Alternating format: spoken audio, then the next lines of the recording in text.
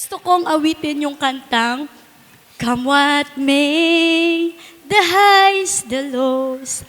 Well, this life will be hard, but you and me won't. When the waters rise and the face to fall, we'll rest in our foundation, hand in hand, on our knees, nothing between us, you, me, and Jesus. Wipe your tears, take a breath. Lay your head on my chest. Ngayong araw na ito, Let me hold sa pag-isa ng ating puso, April, babe, Yeah, the world can bring us down. Hindi ko may paliwanag ang saya ng aking puso dahil heto na tayo, nandito na tayo, sa harap ng Panginoon at sa mga mahal natin sa buhay. Come what may, the highs, the lows. Well, this life will be hard, but you and me won't. Kita ho na si Ad ay wala hong angkop na kasama. Hindi pwede ang hayop. Pero binigyan siya ng Panginoon na makakasama. Needs nothing but ako ay nangangakong magiging lakas sa iyong kahinaan at iyong sigla sa iyong kalungkutan. At nangangakong iingatan, aalagaan, puprotektahan at mamahalin ka ng tapat magpakailanman.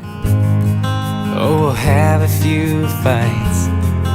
who's wrong and who's Da kayo kat anak ni Diyos. Tungkulan kayo ginwa na. Iti ayat kuma, iti mangtembang iti biyag yung iso.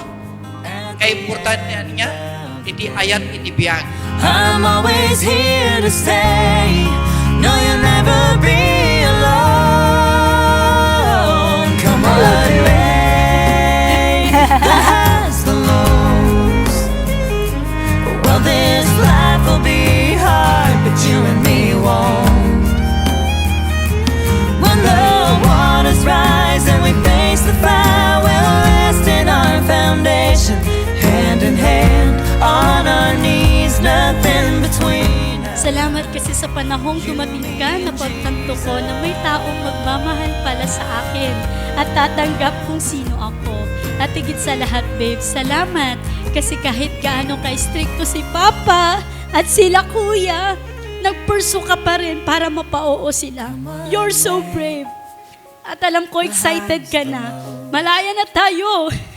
Malayang tumakbo, malayang puntahan ang nais puntahan. Won't.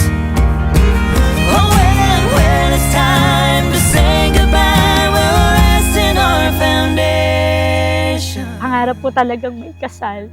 Yung maglakad sa mahabang aisle, yung kasama yung taong mamahalin ko, nahaharap sa Panginoon. God's love and plan to both of you makes everything perfect in a right time as you consistently serve Him.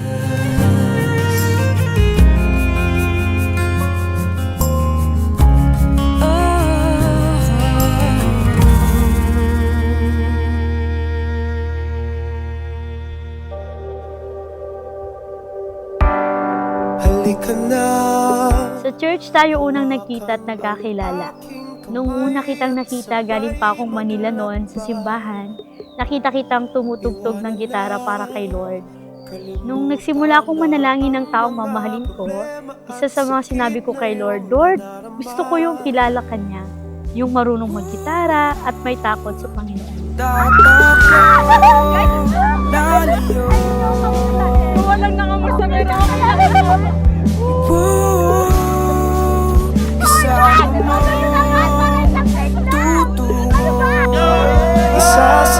babe, kahit pa nagagalit ka, nagtatampo, minsan natutoyo, di kita iiwan, iintindihin pa rin kita. Kasabay ng tibok ng mga puso natin, nagniningning ang mga bituin.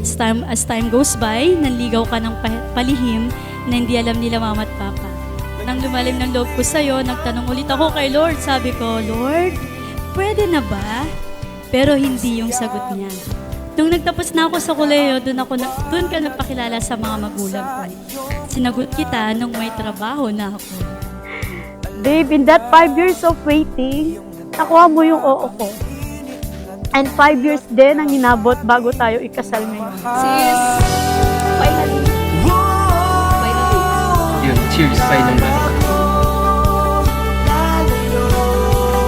Kung paano kita pinili at minahal, mula simula, ay mas lalo kitang pipiliin at mas lalong mamahalin hanggang sa wakas. Sasayaw ka sa ulap, damhin ang hangin, ang ihip na nagsisilbing himig natin, kasabay ng tibok ng mga puso natin, nagniningning ang mga bituin.